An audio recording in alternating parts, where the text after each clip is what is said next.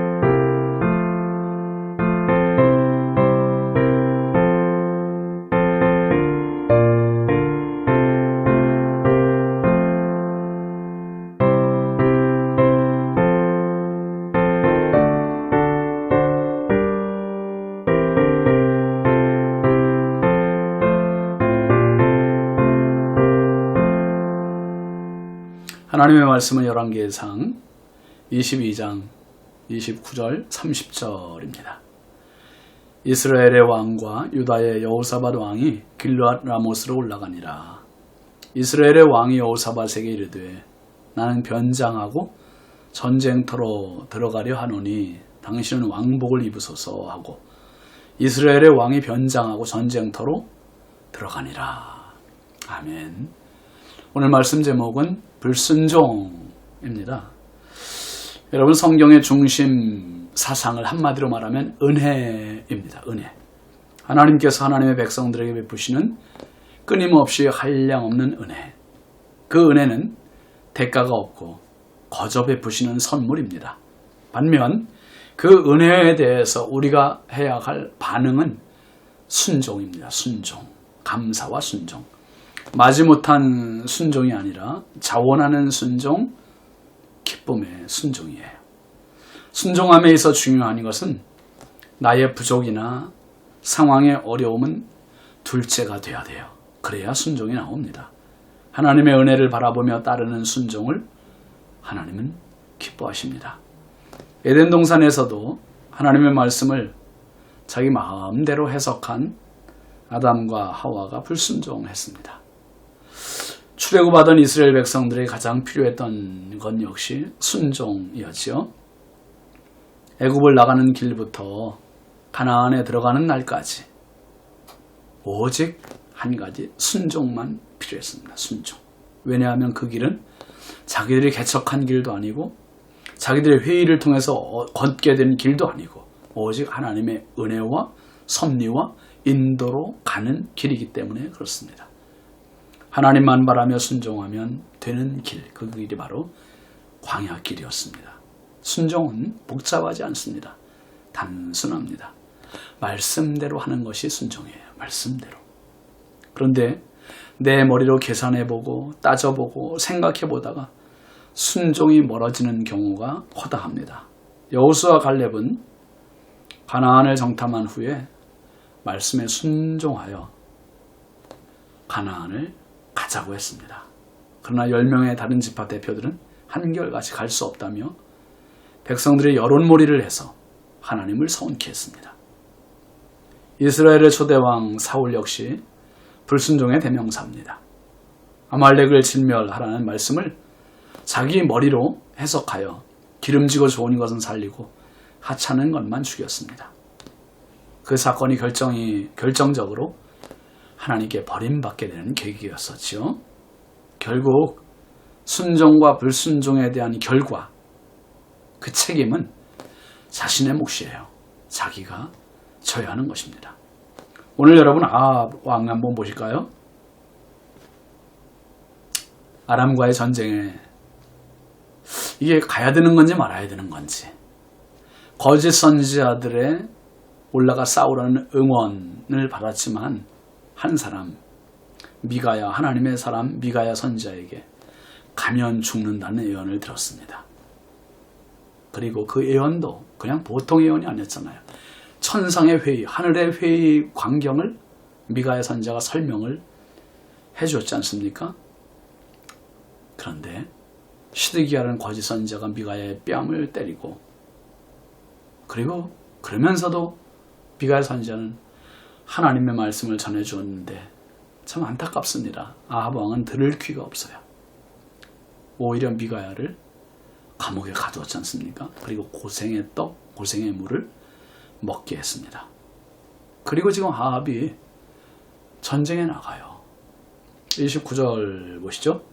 이스라엘의 왕과 유다의 여호사밧 왕이 길르앗 라모스로 올라가니라. 모든 가고 안 가고의 결정권, 주도권은 이스라엘 왕 아합에게 있습니다. 그 남유다의 여호사밧 왕을 데리고 전쟁에 나가는 겁니다. 여러분, 세상에 어떤 것도 자신의 목숨보다 소중한 건 없어요. 자신의 목숨을 시험거리로 쓸 수는 없습니다. 무엇과도 바꿀 수 없어요. 근데 아합은 미가야 선지자의 말을 무시하고 거짓 선지자의 말대로 유다의 왕 여호사밧과 함께 아람과의 전쟁터로 나갑니다. 나름 나가면 길르앗 라못을 뺏을 수 있겠다는 자신이 있었던 거죠.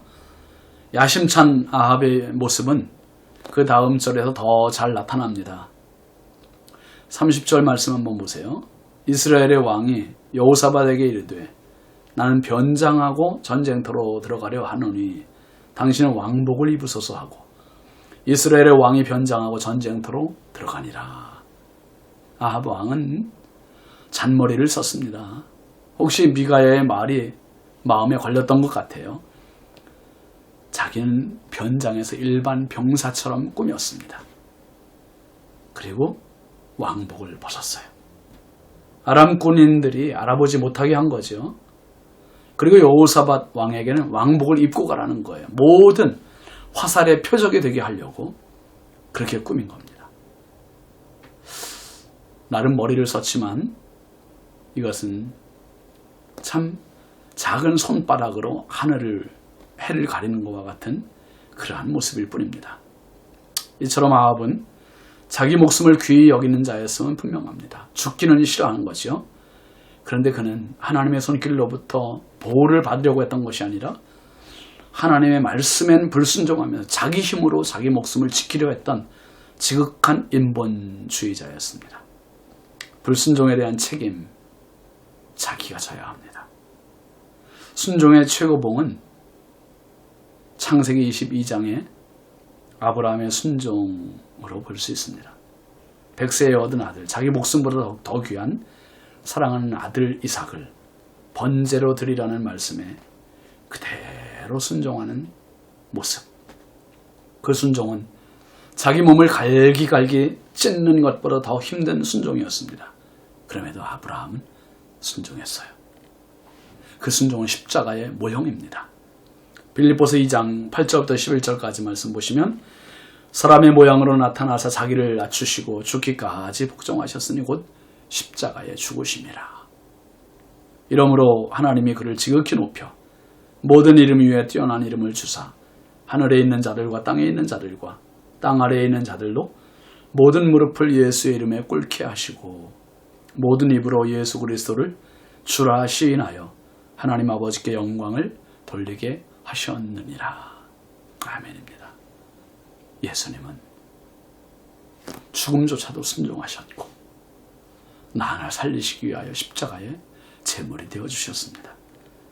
언제나 순종과 불순종, 이 기로에 우리가 놓이게 됩니다. 그 선택은 우리가 해야 합니다. 그 몫도 책임도 우리의 것입니다. 주님 날아가는 그날까지 이 선택의 기로에 설 때마다 순종을 선택하십시오. 그래서 평생 주의 은혜가 머무는 복된 삶 되시기를 주의 이름으로 축원합니다. 기도합시다. 하나님 아버지 감사합니다. 이스라엘의 왕 아합, 참 불행한 사람, 교만한 사람. 하나님의 말씀을 들을 귀가 없었던 사람, 결국 불순종의 사람이 됐고, 하나님 오늘 그 모습이 바로 우리의 모습일 때가 많습니다.